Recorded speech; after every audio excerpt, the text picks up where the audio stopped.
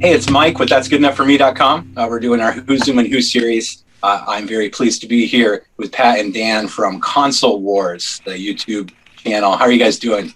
Fantastic. Doing fantastic. How are you? There you go. Fantastic. I'm great. I didn't have to watch this. Oh, yeah. It's my pleasure. I've been hoping to talk to you guys for a long time.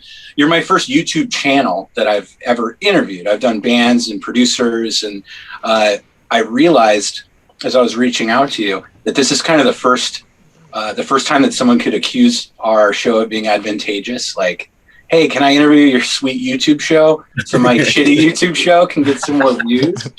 And it explained to me why I haven't had any bites from anybody else. But so I wanted to thank you for being on with me. No problem.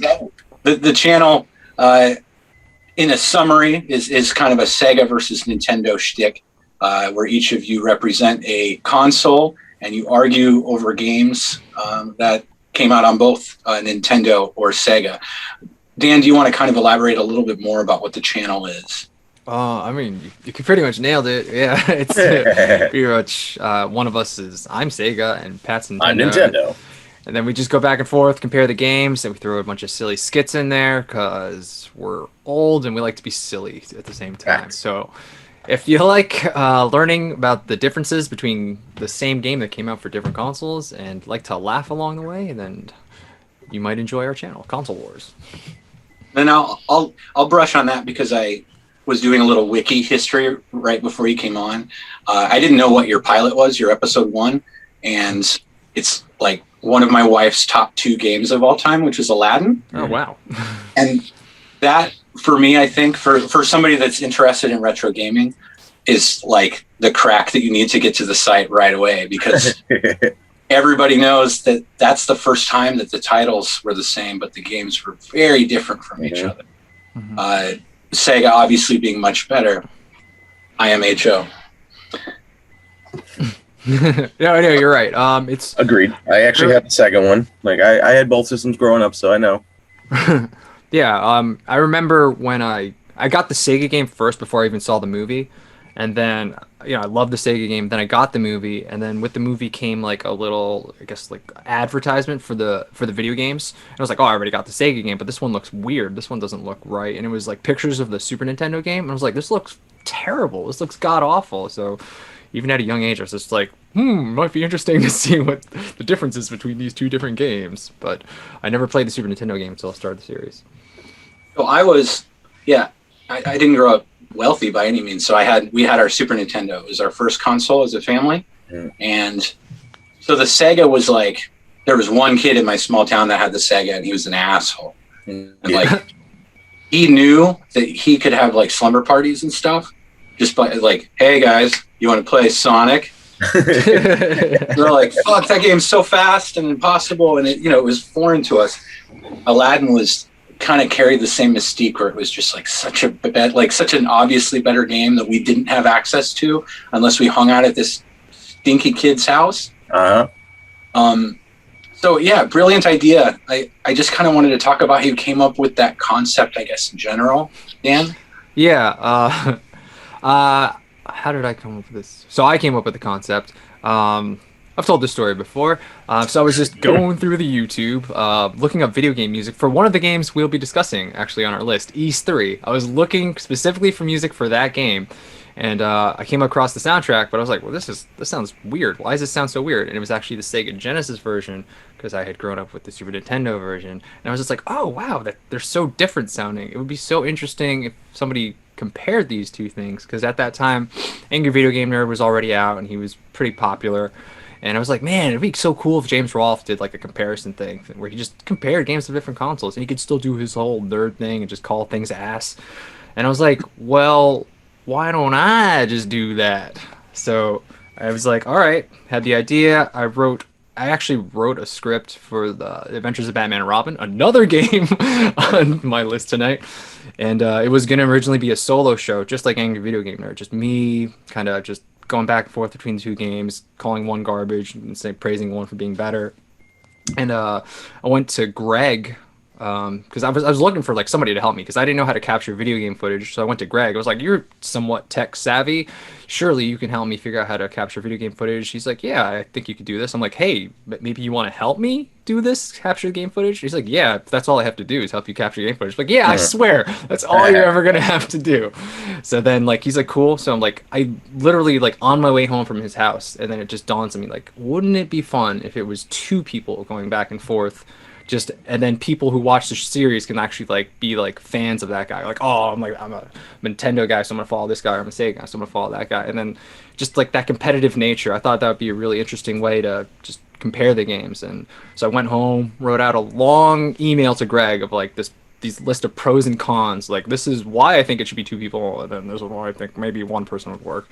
And I wrote this long ass email, and then Greg's response was just okay. Two fucking letters. Like such an elaborate, thoughtful email. So, oh, okay. And then so that's how the series pretty much started. Great. Yeah, and over 200 episodes later, you're still doing it. That's fantastic. And yeah, what a brilliant idea. I like, and I'm also a huge fan of like video game OSTs. Mm-hmm. For the last, this was before quarantine, but it's continued on. There's a YouTube video that compares the Battletoads and Double Dragon music, and it has all three of the soundtracks for the three consoles: NES, Super NES, and Sega. And so it plays song one, song one, song one, and it rotates, and it's fascinating. Not only do you get to pick your favorite or the things that you like about each one, but as a musician and an IT guy, I get to go like, wow, imagine being the guy that worked for NES. Mm-hmm. And they're like, all right, so this is this new game that's coming out on these three consoles. Like, what the fuck can you pull off? And, you know, it tries its darndest. It's one of the last titles that came out on the NES. So it's like, yeah, peak, like, this is everything you can do with the Nintendo Entertainment System, music-wise. And I think that it's like an important piece of history in a lot of ways. Mm-hmm. So, yeah. Well, I mean, I wholeheartedly agree. I mean, I don't really know the Nintendo game too much, so I didn't listen to that. But we have done that episode when we compare the Sega Genesis and Super Nintendo. And, yeah, that's a tight soundtrack. I mean, it's the NES one is castrated, but it's, like, worth listening to. Just to, like, because you can hear that they're trying to match as best they can. I'm trying my best. Now, continuing on with video games and retro gaming, I got to interview the filmmakers that made that last Blockbuster documentary that just came out on Netflix. Oh, nice. Oh, yeah, I've seen it. I just haven't. I haven't watched it yet. Yeah, a lot of people have been posting about it, yeah. And once again, you know, in case one of their friends is watching, I'm telling all my friends to rent it on Amazon so that they can actually get more revenue. Okay. Oh, okay. But, yeah, so they discovered that not only was the abandoned Blockbuster down the street from their house in Bend, Oregon, still open, but it was one of 12 left at the time. And so they decided they wanted to do a documentary about it. As the documentary was being taped and shot, the old days. They used a camcorder. No, as it was being prepared and put together, was when the Bend location became the last Blockbuster. Wow. So we got to talking just about the mystique of going to the video game store. And for the first time in Who's Zooming Who history, we incorporated my obsessive hoarding problem. And I stood behind me, to make an example, I stood behind me and grabbed a random Super NES title and just said, you know, I grabbed this at random. Imagine it's Friday night, you're in middle school, and you and your little brother are going to be stuck with this for the entire weekend, and you have nothing else to do. So I bet this game sucks. And it was Pit Fighter for Super NES. I kind of wanted each of you to just talk about that experience of going to the store, picking out a game, being stuck with it, having to suck it up and be like, okay, well, yeah, Wayne's World. I shouldn't have rented Wayne's World for Super NES, but for some reason they tricked me into, you know, renting it. I'll have you go first, Pat. The one that immediately came to my mind was Incredible Hulk, and I believe it was the Sega Genesis version of it. And it was the same thing. I mean, at the time, I was like, well, I'm stuck with it for the weekend, so I'll have fun with it, whatever. And I remember enjoying it. I don't remember being a good game, but I remember just having fun, like running around, just like smashing shit. And it was just fun to do. Did I get far in it? I don't remember. I doubt I beat it, but it was that thing. It was, probably 10 to 11 years old, if I'm guessing time frame. Maybe earlier. But yeah, either way, that's the number one thing that came to my mind. But we always used to go, like, either pick out a movie for the weekend or a video game for the weekend at the local Blockbuster. Hell yeah. Mm-hmm. Dan, you go. The one that comes to my mind immediately is Ren and Stimpy Fire Dogs. For sure. For Super Nintendo. And yeah, we were big Ren and Stimpy fans, when that was first aired. So it's like, oh, well, surely the video game is just as fun. And I was so confused. I'm like, why are we in this fucking firehouse? Like, what, I just want to run around and, like, beat Ren and Stimpy. I don't know why we're firemen. I was so confused. I didn't realize it was based on an episode that I guess I missed. And I was just so disappointed. And I just pouted and chewed a lot of gum. Yeah, I think I remember my brother and I. It was Vidiots and not the fire. Oh, one. yeah. But I think I remember my brother and I, like, holding each other, just bawling because we were so frustrated about how impossible the game was.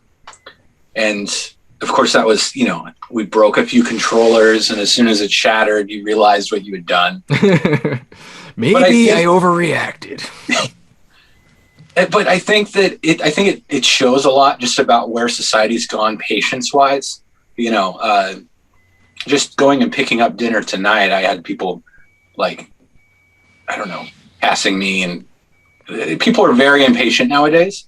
Mm-hmm. And so it makes me feel warm and happy sometimes to think about the fact that, I took Big Sky Trooper home and tried to play it for 3 days in a row. Never made it past, I don't think, the main menu somehow. Like, Out of This World, a game like that. And ooh, yeah. And wasn't unhappy. It was like super stoked to do it all over again the next Friday with a new game. Mm-hmm. With the exception that I rented a game on a whim called Earthbound from my local ma and pop, and blew my mind. I was begging my parents to let me rent it for the rest of the week, and they were like, "You can just rent it next Friday." And it got stolen from the video store, like, right after that. Like, whoever rented it after me was like, "This is good. I'm not returning this. I don't care how much they're going to charge." That was like the heartbreaker when you'd walk in and you had one game in mind and you just saw the empty box on the shelf. You're like, son of a bitch. Yep. Yeah, I can't remember exactly which. Art of Fighting for Super NES. The box was on the shelf at my little video store, and every Friday, like, we'd walk in and we'd start approaching the table, and, like, the like fat college student working the counter would be, like, reading a magazine, and he'd be like, "Art of Fighting isn't back yet." But moving on to that, Holy Grails, amazing titles. I wanted you to talk about your unboxing videos that you've done. I wanted to focus on kind of the greatest things that you were ever gifted. A lot of what you see behind me was given to me from friends or people I used to play music with that didn't give a shit how much it was worth or anything like that. They were like just good people that knew I was going to appreciate it. And I've seen some of those moments on your series, but I wanted to touch about amazing games you've given, and then maybe touch on maybe some, like, dream games that you wish you could get. Hold on. Memory's a little foggy, so let me just open up my list and just check out these games I got here. I was gonna say, I haven't been part of a whole ton of unboxing videos since I've started, but oddly enough, the most recent one, that was the Video Game Monthly. They sent us a box, and I just see a Nintendo game sitting on the top, and it is Mickey Mousecapade. Wow. Which I remember spending a ridiculous amount of time on with my brother when we were young, and just seeing that on the very top. I mean, you watch the video, that is my initial reaction. I'm like, oh man! And I asked Dan, I text my brother with a picture of it immediately after opening it. It was like, look at this shit. That's fantastic. It was when I first started collecting. I went to a bar that one of my buddies was working at, and I was kind of buddies with the chef, and he had Chrono Trigger. I was like, how much, dude? This is when games got expensive, Right. And he was like, you want to buy me a pint of beer? I was like, I mean, I'm ripping you off. Like, he was just like, I know you're going to play it. I know you're not trying to like turn around and make money off of this. And that was kind of my first game in my 30s that I got access to that kind of unearthed my obsession. So, yeah, I'm sorry. I was not prepared for this question.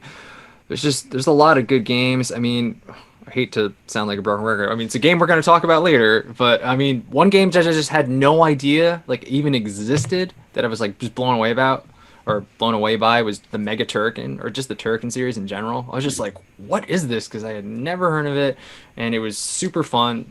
And we'll get to the music. Super good soundtrack, and it's just, I was just really happy that like people kept bugging me like, you gotta review this game. And so I'm like, what, Turrican? Was it about a helicopter? I had no idea what it was about. Was Turrican Capcom? Who was that? No, it wasn't Capcom. I remember who it was. I don't remember off the top of my head. I'm a bad person. It was one of my voiceovers. I just don't remember it. Yeah, no, I was surprised at how good that was. I've never heard of it before we actually did it for the episode. I was rather surprised. The music was awesome. Graphics for the time are great. Yeah. Oh, was that a Tycoon game? Maybe. Am I saying that correctly? I am really. And that's the thing. Like, the graphics were so good for the time. Like, it, for whatever company it was, it looked like it easily could have been a Capcom game. Mm-hmm. Yeah. That says a lot. Familiar with the game. I guess I'll move on while you're looking, Dan, to Holy Grails.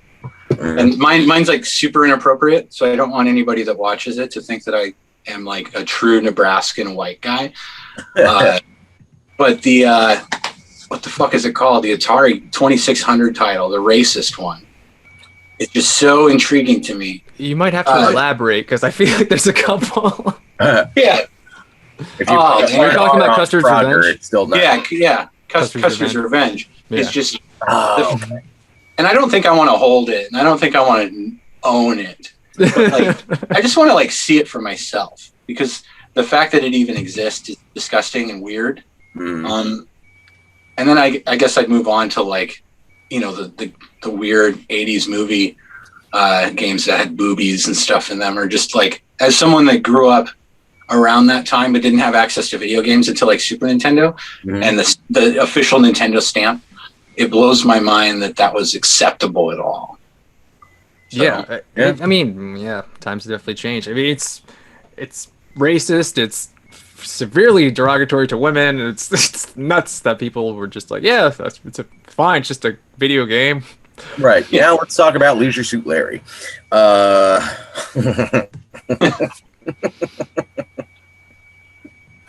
right. Well, we can move on from there. Dan, if you happen to find anything, that's fine, but it's not a big deal. Chime back in. I was like, you're unprepared. I was overprepared. I even had the game sitting right there accidentally. I don't know, there's just been so many games, and it's like there's a lot of good ones. I'm looking through the list. Like, another one that's really good that I never really heard of was Lost Vikings. I really enjoyed that game.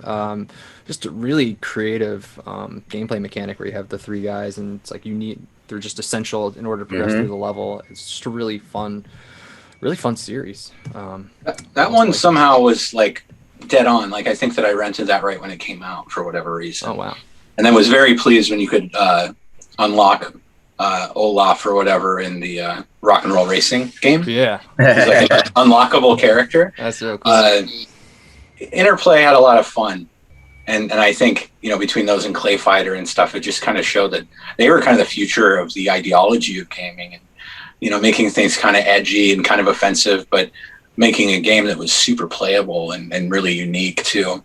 Yeah, I was surprised because, you know, when you play older games, sometimes a lot of it's like nostalgia, but like when you play an older game and it's like, wow, this is actually really engaging. Like, I just want to keep playing it. It's like the gameplay mechanics just can be so tight, and it's incredible like how some of the stuff really just like lasts till today, like better than some of the games that come out today. Because like I feel like a lot of current gaming is just like, well, I'm kind of just going through the motion, I'm not really fucking trying, because it's like they're holding my hand the whole time, so it's not really difficult. But like, right, and that was like a puzzle game that was great. Yeah. It's just, I don't know. It's, sometimes I just like the older games better because I just feel like you're not challenging me enough. Like I know like a game can be fucking hard. Like I'm not talking about that kind of challenge, but just like do something different. You know, like some of these games are just following that successful formula. Like I get it, it's successful, but you know, change it up a little bit, man. Yeah, and you know, to talk about older games and reattempting them in your 30s, and it's funny to remember how little patience you had as a kid, right? Like, especially on a platformer, you're just like, eventually you're a kid with ADHD. You're like, oh, I'm just gonna fucking run because I'm so over this, and then of course you die. But to play it as an adult, or to play a Super NES RPG as an adult, you're like, oh, I got to grind for like 6 nights in a row. And then the game's breeze. And that's actually a good segue. I wanted to go back in time even further from the retro gaming that your site talks about, but then actually move to newer games and just do a little bit of opinionated console wars. So I was just going to start in television versus Atari. I'm going to say in television, I think that it had kind of a neat shtick to it with the controller and the art that you would slide into the controller. Yep. What do you think, Pat? You know, so I've never actually played one until, I mean, years later. I found one at a yard sale. And, I mean, they were selling it with the games. It was, like, dirt cheap. Like, yup. I might still have it, not entirely sure. But, like, I thought it was a great idea, as you said, like, the cards or the art that you would slide in. Like, that's your moves. And like, that was such a cool idea to me. And that was a simplest way to program it, I guess. But I did grow up with Atari. Like, that was the system I was born into. Like, my parents had Atari. And I kind of started with Popeye and Pole Position, Centipede. And I just from the memories, I got to say I enjoyed that more. Playing later, yeah. There's no wrong answers here, obviously, especially when we're talking about the greats. As we continue to move forward into the future, I think we might actually have a little bit more of a strong opinion. But Dan, what do you think about this? Well, never played an Atari or in television before. Believe it or not, it was just a little bit before my time, and I never. I am slightly older, and I've never played an emulator of any of those games. Like, it just never piqued my interest, or I'm just not good at downloading emulators. So I would say you need to get the physical thing to get the actual experience out of it. That joystick is important. Like with the long one, you got the joystick with all the number keys. Now the 2600 is an advantage point because you can plug a Sega Genesis controller into it. It's the exact same port. But they do sell this tiny little silver cylindrical thing that converts the old Atari plug into just an auxiliary, like an RCA. So I'd recommend, you go to church sometime and you learn about all that shit, because it's a lot more than what an emulator can show you. Because there's a game, Circus Atari, where there's 2 people holding a net and they're running, and you're twisting the knob to make them run, and there's a person falling in the net, and you're either going to catch them, or the controller's been in a garage for so long that the latency's all fucked, and you die right away. So it's an immersive experience, I'll say. Next, N64 versus PlayStation 1. Pat, I'll let you start there. All right, so PlayStation 1. All right, Crash Bandicoot. Okay, cool. N64 has taken so many hours of my life between GoldenEye and Ocarina of Time. I'm going N64 just for those 2 alone. But I want to say I was 13 playing GoldenEye against my brother, and he's in high school. I'm in like 8th grade. I'm kicking the shit out of him and his friends. Like, I'm just running around throwing remote mines at them. And you're getting your ass kicked by a 13-year-old. I'm like, that's some of the best memories I have, and I would sit there playing both of them for hours. It was such an open world difference. I'm gonna go and then let Dan. I'm gonna answer just kind of, I guess, chaos theory here. I'm gonna say that the N64 was better when I was a kid. Now that I don't give a shit about multiplayer gaming, the last time somebody held a controller and sat on a couch next to me, between that and N64 is so dark and just not compatible with modern television technology. Agreed. I'll say that if you can score a PlayStation that can play the discs without skipping the hell. That was my other thing. The discs always crapping out. I think the PS1 aged very, very well. And I don't know. That's a very indifferent answer, but Dan, you can go. Yeah. I'm actually gonna agree with Pat. One of the first times ever. N64. That's the end of it. We're done. Goodbye. Console wars is over. We have agreed. Console truce. Yep. No, but like I guess it's a nostalgia thing. You know, again, just like Pat said, just the multiplayer. It wasn't. I mean, I did play some GoldenEye back in the day, but you know, for me, like the main thing was Mario Kart 64. Just like me and 3 other buddies, just constantly, even like late in like life, like 2010 around then, like me and my buddies were still playing Mario 64. It's just it was so fun. Like, what? There's new Mario Karts out. Like, fuck off! I want to play this one. Right. So that I mean, I love Star Fox 64, Mario 64. What was the other one? I'm sure there was another one that I'm just forgetting. Oh yeah, Zelda, like Pat said. Zelda, and like the only thing I really like on PlayStation was the Final Fantasy games, and those are the only things I own in Chrono Cross. So I only played it for the RPGs because I was an RPG. I did like guy. the Metal Gear games. That was another one I'll give to PlayStation. That's true. Oh yeah, Metal Gear 1 I also like. So, but like my PS1 library is so small compared to my N64 library. So yep. I'm gonna have I to still own give it to N64. Resident Evil on PlayStation 1. That's the one game I will give PlayStation for. I still own the original, like the big box, unscratched. That's one game I will never get rid of. And that them squares running around, you're a Jill sandwich. It was amazingly bad, but at the time it scared the shit out of you. You'd walk around your own house in the dark, like, what was that noise? Well, who did that? Absolutely, yeah. My PS1 collection was so bastardized by the fact that I was from like a rural community. It was just kind of like, you know, it's this hodgepodge, weird melting pot of people, and some of the nerdy, more artsy kids kind of clicked together. So like Hot Shots Golf was one of the games in our collection because one of the kids that we hung out with played golf. That game's great. It's fantastic. Is that the one Steve Carell was the commentator? It was like the Irish guy, Scrummy O'Toole, Summer the stripper. I think so. I know the game you're talking about. We had it for Xbox 360. Loved it. Yeah, I mean, it evolved. But the original Hot Shots Golf is just this like adorable, like kind of Japanese anime characters. Like, and they all had personalities. They had a depiction of white people being fat, which I was a big fan of. They're not. Yeah, just like little gems like that. And then I'm a like diehard fan of the original Road Rash game with like the terrible cutscenes within the Soundgarden soundtrack. Like, it's the stupidest fucking thing in the world, but just because of who I was when I was like listening to it, I think it was the first time that I heard a song on a video game that I had also heard on the radio, you know? Right. Which was like kind of a sweet moment. But yeah, moving on, I wrote Nintendo Wii versus nothing. I wanted to talk about how unique and special the Nintendo Wii is. And I believe it was Nintendo's most successful console of all time. I think I'm right. Probably the biggest selling. I wouldn't be surprised. Yeah. Like it, yeah. But I can't compare that to anything, and I can't pin it against GameCube because it's like Nintendo on Nintendo. Yeah.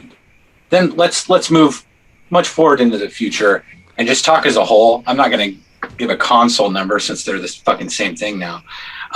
You're right. Exactly. I don't know how you are about modern gaming, but if you were going to pick between PlayStation and Xbox, would you have an opinion about that? Personally, I mean, I've had the last 2 Xboxes. Going forward, I've thought about PlayStation, and on all honesty, it doesn't really matter to me, like gaming-wise anymore. All I know is PlayStation, they get hacked all the time. Xbox hasn't, so I'm going to throw that out there. That's positive. But I think graphic-wise, everything's pretty much the same now. Music, you're pretty much getting the same thing. You're just getting the same game ported, and everything's online. So it's, you buy the newest Call of Duty. How many people are playing the story mode? You know, you're buying it to play online with your friends. Yeah. I guess I'm not an Xbox guy. I never had an Xbox. I barely have ever held an Xbox controller in my hand. I joined a Halo thing one time where like there was 12 TVs in this house, and I was like, I don't know how to play this game. I'm just gonna die, I guess. So yeah, that's the only thing I've ever really played on Xbox. I think maybe a Perfect Dark game, I think, is a game on Xbox. But I've been a PlayStation guy. Not necessarily PlayStation 1, but PlayStation 2, 3, and 4. Like I have a big library of all those games. I think PlayStation 2 especially. Like that's just so many good games. I mean, Metal Gear. You brought up Metal Right. Gear now. I'm just thinking of Metal Gear. And that's Metal the Gear thing. Solid. I was PlayStation up until PlayStation 2, and basically mainly for Metal Gear. And then after that, I just didn't care. Like, whatever was out was out.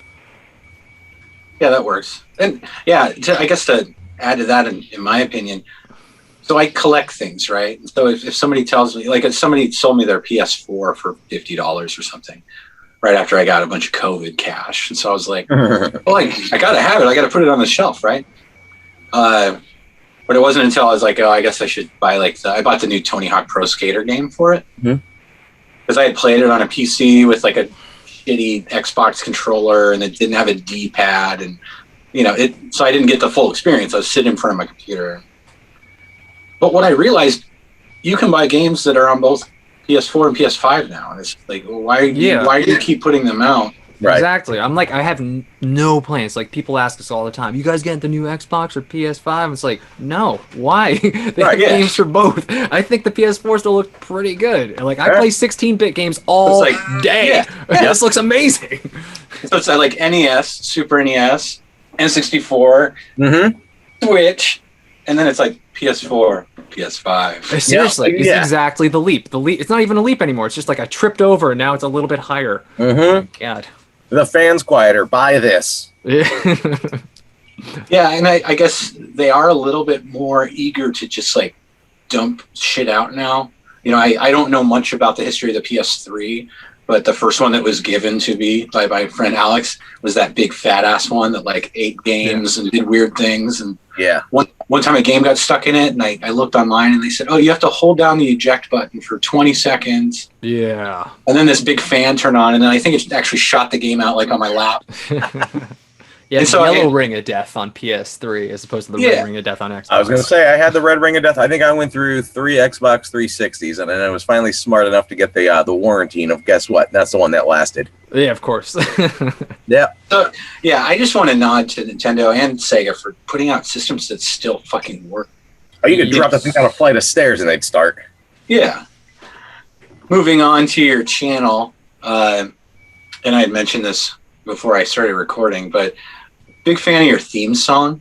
I think it's cute, but it's clever, and it's not like, not to shit on other Nintendo YouTube groups, but like you guys aren't like skanking to the Mario theme song and like Damn, that was my original plan, to skank to the Mario theme song.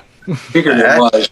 I know we were old enough for you to have been in a ska band in high school, I assume. But I wanted to give it up to not following that super cheese shtick. But with saying that, I wanted to cover your song for a long time in my stupid punk band, and I even like drunkenly harassed you on Instagram about it a few times, and you were like, "Do it." So come to do a little bit of research and seeing that you guys had a song contest, and then watching a whole wide range of quality covers of the theme song. I wanted you to just kind of talk about how that process worked, and I'm sure you were stoked about the reactions. Yeah, we put a contest out because we had recently reached 50,000 subscribers. So we're like, well, let's have a huge contest, and let's come up with something different. And so it's like, well, people like the theme song, so maybe somebody will cover or give us a sweet cover of the theme song. And so we got a lot. Yeah, we got a lot, and we got a lot of awesome submissions, and just a lot of different like styles, like a lot of metal, synth, and you know what my favorite one was. So, and we made it a video contest too, because the winner is eventually going to be in one of our episodes. So we wanted to see someone that was, somewhat charismatic. You can write a great song, but if you're just like, and then it's like, well, you're also supposed to cameo in the episode. So we need to make sure you can at least, talk and stuff. You get some energy. Yeah. You need to match our crazy energy. Bring a little chutzpah, Yeah. So and that's where like, as somebody that's been playing music most of my life, when I see that angry video game nerd guitar player guy put that hat back on and do another revision of that poor theme song. I see the sadness in his eyes, you know. The glimmer. I love that song, but you can tell that he was just like, oh man, I didn't know this was going to take off like this, or I would have put a lot more work into this. Yeah, right. That's the same thing. Like I didn't write the song for Console Wars. I wrote it because I had an idea in my head. Like I wrote it because I was like just messing around on my guitar. I told the story before too. I'm a guitar teacher, so I was tuning my student's guitar, and he was just like, I don't know, tying his shoe or something. So I'm playing his guitar, and I played that melody line, that dun dun dun dun, and I was like, ooh, that's kind of, I like that. So I just kind of kept playing it, and he's like, all right, I'm ready. I'm like, well, you're gonna wait, because now I need to figure out the rest of this shit. So like, so then I just came up with the melody, and then it was like tried to memorize it as much as I could, and then just wrote it. And I wrote it as like a Mega Man song. This is before Mega Man 11 came out, so I actually still have it called Mega Man 11 on my computer when I wrote it over a decade ago. And it is obnoxiously catchy, like especially when we had the contest. Yeah. We had to go through so many submissions, and the damn thing was stuck in my head for days. Absolutely. And I think that's what makes it good, right? Is it's like you could tell somebody that it's from a game and they would believe it. Mm-hmm. Yeah. And I'll kind of touch on this as we start talking about video game scores and stuff, but I'm constantly just mesmerized by the idea that some of these, especially we're talking like NES, that some of the composers were able to write songs. Take the Tetris theme. The theme to Tetris you can listen to for 6 hours straight and not like rip your hair out somehow. Yeah. That takes a skill set that like isn't available anymore, I think. Right. Like to the majority of people that write music and create, because they don't have to anymore. Like I have unlimited tracks when I record a song. So to be so limited in those older consoles is really impressive, and really just kind of shows the brilliance behind some of these soundtracks that we're going to talk about. But first, I wanted to talk about your Double Dragon episode. Now, I've been a long-time subscriber to the page, but I kind of fell off in the same way that everybody looks at a YouTube video and is like, oh my God, it's 40 minutes long. And we're in quarantine. I feel like I only have 12 minutes of free time a day. I know, it's nuts.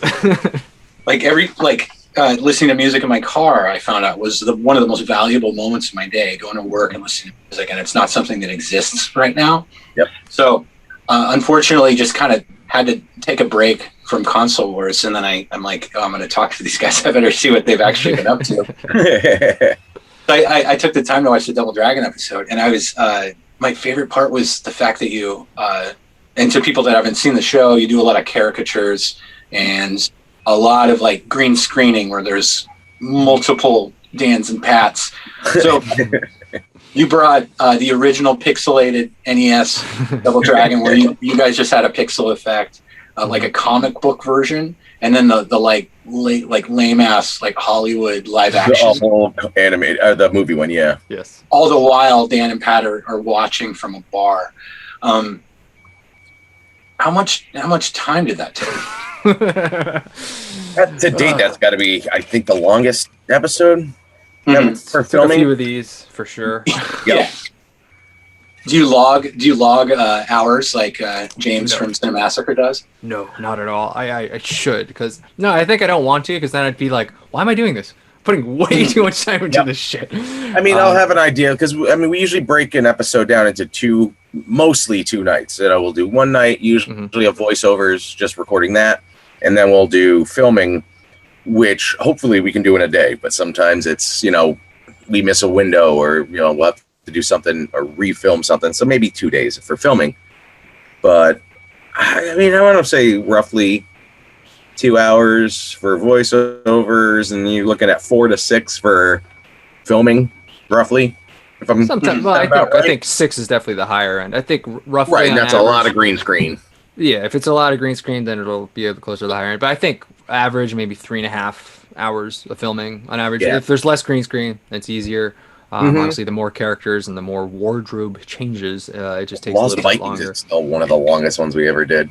That one was just brutal. But like Double Dragon, it's like rough because like we'll film a bunch of that stuff. Obviously, like I have to film with Pat because he's in the episodes, but then like I'll go home and I'll be like, well, don't worry about this right now because I'll just film it when I go home. So like I have to film like a lot by myself too. So it's like even longer. Yep.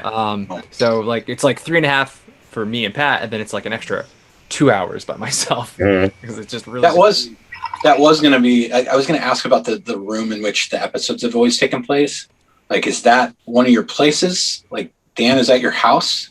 If you look right behind Pat, actually my house, and there is the Console Wars couch right over here. Okay. There you go. Okay. Yeah, we tried at my house, but it's just my house isn't really that big, and my dog is just too nuts. This guy right here, he's not an angel. He's not this angel. This guy is nuts when there's company over. Right now, he's a little sweetie. He hates you right now. Look at that. Get off me, Dad. He's let me sleep, Daddy. Yep. But yeah, I have like a 15-month-old dog that we got in January of 2020. So he is he's a beast. You know, he's this giant. God, what the hell kind of dog is he? Great. He's a Great Pyrenees Border Collie mix. Oh, so he's smart. He's super smart, and we taught him how to like ring a service bell and tell us that he wants to go outside and stuff. Mm-hmm. Wow. However, like I work from home next to my sliding door, and there's like the other day I realized I was listening to music and kind of zoning out and trying to ignore Frozen 2. Like I realized I think I had let him in and out maybe 5 times in 10 minutes. And like, so he thinks that that's how the world works. Because it's been all he has known since March of last year. So he's in for a rude awakening. When, we had like a relative over and he went ape shit for like 40 minutes. And poor guy. But I really enjoyed watching the Cinemassacre Angry Video Game Nerd episode where he was logging hours. But at some point, I started thinking about like, you take those hours and you start dividing them by dollar signs. And like, that is his job. And then you're like actually seeing how much you get paid an hour for what you do. Mm-hmm. And that scares the shit out of me. I don't think I could ever take anything creative that I've ever done and break it down that way. Because I think I would freak out. I'd just be like, okay, that's too much time. It changes your aspect on it. Mm-hmm. Yeah. So by closing the Super Double Dragon for Super NES, I know you talked about the NES and Sega, but that soundtrack is one of my favorites. I listened to it a lot, and I forgot about it until we just started talking about it because I should have put it on my list. But we're going to go around. There's absolutely no way that we can do like a top 9 because there's no tops here. But I'm interested in everybody going around and saying, let's just say 9 really good retro video game scores. Okay. I'm going to go first. This score is influential to me as a songwriter, as a musician. This soundtrack is as important to me that I drunkenly Facebook messaged the composer of it, who was like, thanks. Yep. So I'm going to start with Beavis and Butthead for the Super NES.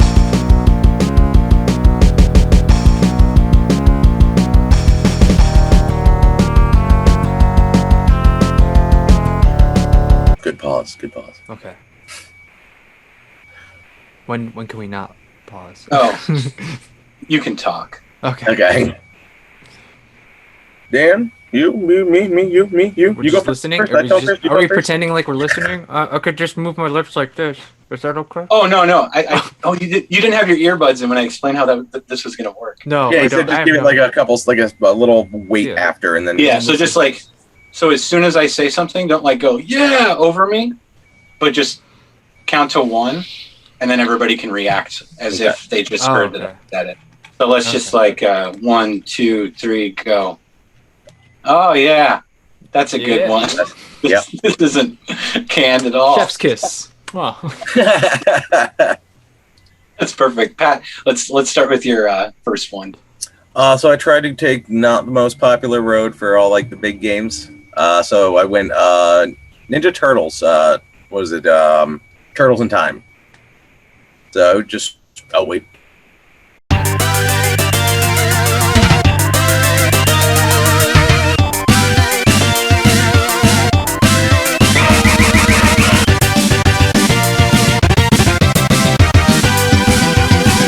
So there is a video of a heavy metal like double kick drummer, like fucking mutant guy playing an entire medley of Turtles in Time, front to back.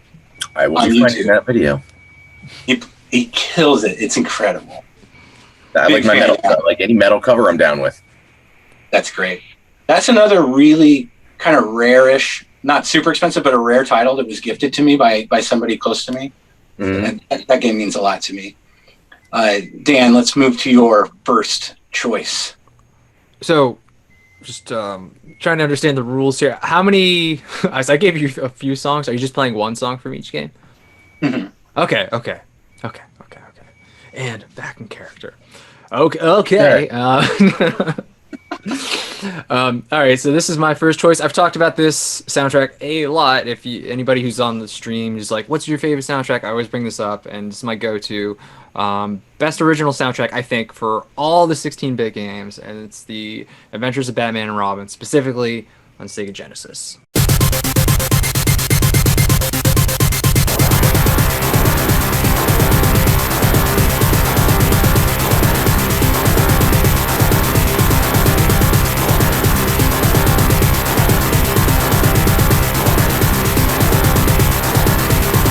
Yeah, it is a lot better on Sega than it is on Super. Because it's original music. It doesn't fit because the Super Nintendo game takes music that sounds like the TV show, but the Sega Genesis game is just like this. The composer Jesper Kyd was just like, oh, I'm just making my own music. It's like kind of this like intense techno metal kind of sound, and I just love it. It's so good, and it's not like the same 15 seconds looped over. It's like 4 minutes. It's like just keeps evolving as the song goes on. All the songs in the game, and I love it. I love it so much. And that game is so dark, and that's just a really wonderful experience, especially for the first time. Yeah, I would recommend that one too. I'm going to move over to Sega as well.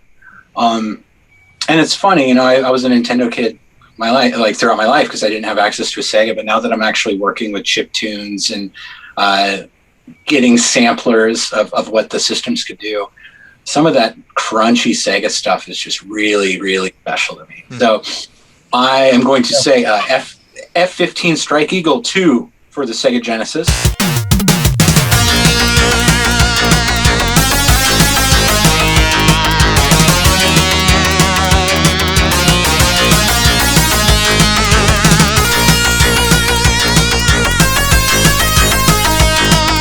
It is a fucking dog shit bad game. It's horrible. The sample that I chose was one of the more hype songs that I'm a big fan of, that I probably listened to in my car for hours. However, I got a honorable mention from that same soundtrack. The opening theme sounds like it's almost like the Clockwork Orange theme song. It's this really, really slow, ambient, eerie, but it's cool. It's like John Carpenter cool. Okay. But don't play the game. Terrible game. I could just listen to music. I'm fine with that. Yeah, I listen to video game music all the time, yeah. You can go next. All right. I'm actually going to follow suit with you and jump to Sega and go with X-Men.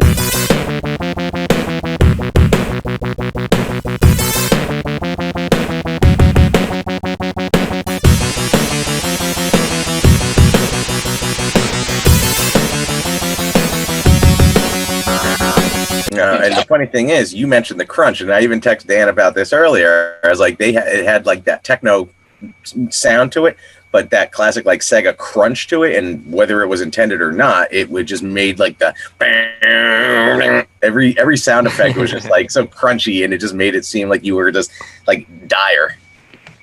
Yeah, absolutely. And I think it was Sega's attempt of I think Sega had a different approach to doing a distorted guitar, and I don't know if it's because of they were a little bit more limited audio wise, but now when I hear the Super Nintendo, the snare that they always used and the distorted guitar that they always used, it's a little cheesy to me now comparatively. It sounds kind of dated. But I will say, while we're talking about X-Men, Spider-Man and X-Men Arcade's Revenge for both systems, and X-Men Mutant Apocalypse, the Capcom game for Super NES. Those are also really, really good soundtracks. So I'm just going to bring those up because I'm allowed to.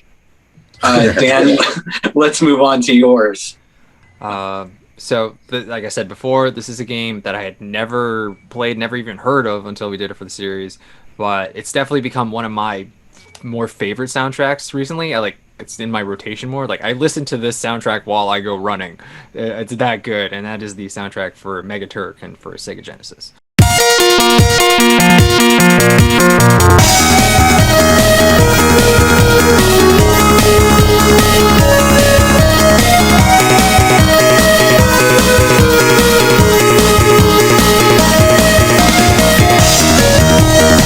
Yeah, I really like that one.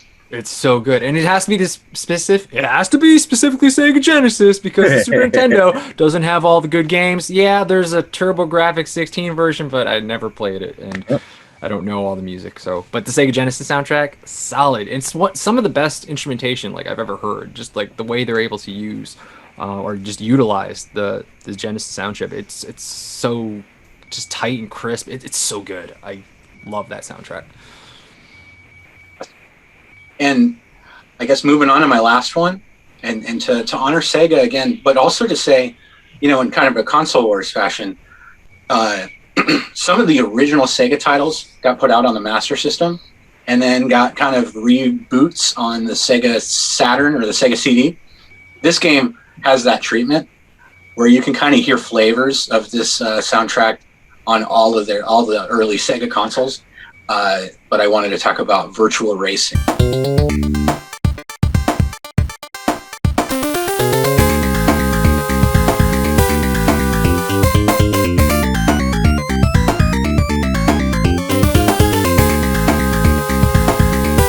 Which is like shake your fucking booty, like kick ass. Like I spent a better part of 2 hours learning how to play a bass line to the song that I just played a sample of, so I could like get a little bit of attention on Instagram during the quarantine. Is that time. the one that was on your Instagram? Because I was just checking out your Instagram before the podcast, and I saw you playing something on bass, and I was like, that sounds awesome. Unfortunately, those little micro projects, those little like 1 minute videos that take me 3 hours away from my family, like those have become like my lifeblood while I've been stuck at home. They've been the only thing that like take my anxiety and like, set it aside for a second. Mm-hmm. So there's a lot of weird little covers. If you watched a video of me like jacking off on the bass, and it was absolutely the song from Virtual Racing. It's a pretty sick bass line. It was just like ridiculously fast, and I was like, this is killer. And the game is very, it's aged very cute. It would give you the same charm of like sitting behind F1 pole position, sit down arcade. But this is obviously in more of the Sega kind of wannabe three-dimensional universe, which I'm a big fan of the aesthetic of that. So that's my final choice. We could have made top 5s and top 7s, and I could have kept going. I was ready with honorable mentions and everything. Listen, you get me in Castlevania, I'm gonna go for hours. Oh yeah. So Pat, you can go with your third. My third, I went with Donkey Kong Country.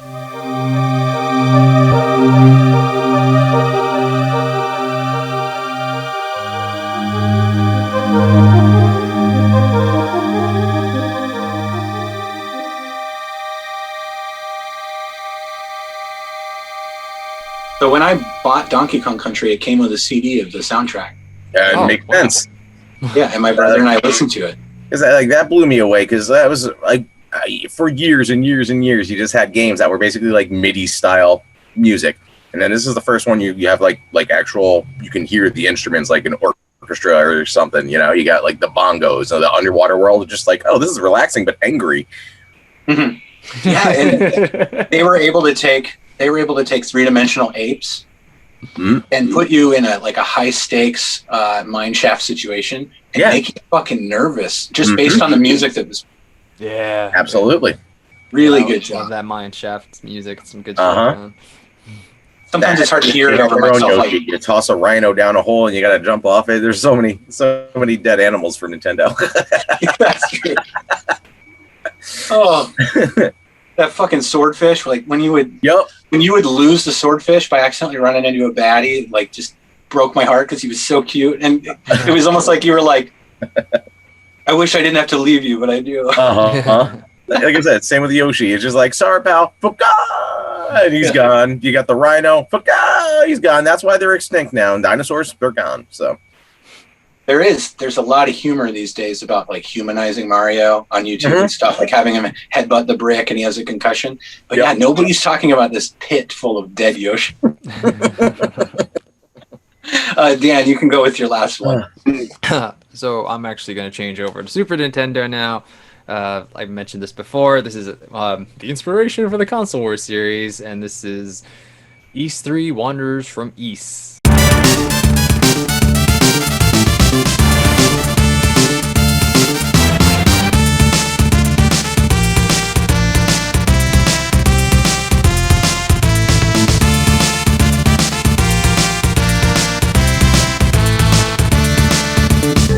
And it has to be the Super Nintendo version because that's the one I grew up with, and that has the nostalgia for me. Like, I was on Hardcore Gaming 101 just to like look at more information about this as I was making this list, and they're like, "Well, the obviously shitty Super Nintendo compared to the Sega Genesis." I was like, "Fuck you, Hardcore Gaming 101! Super Nintendo soundtrack is awesome. You don't know, man. So fuck you." That's why I'm calling you out, Hardcore Gaming 101. All right, I have my little teaser then. That's the clip I can show to get people to watch the video. Yep. Controversial. All right. Well, let's kind of wrap things up here. I just wanted to talk about, well, one, what has the last year kind of done for you guys? Have you been able to get in contact with each other and get things done? Was there obviously a big period of time that you couldn't do anything?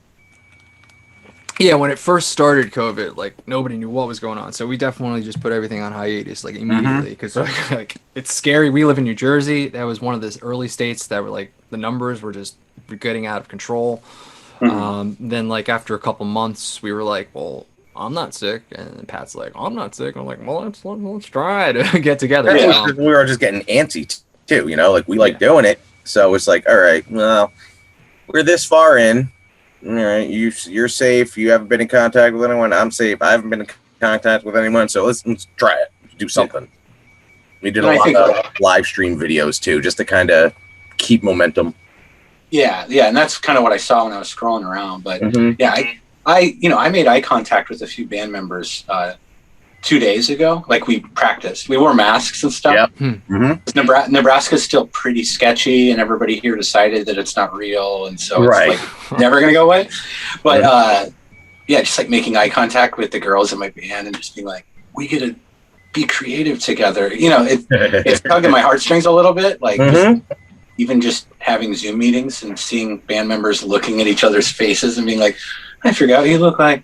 Yep. So what can we expect in the future here from Console Wars?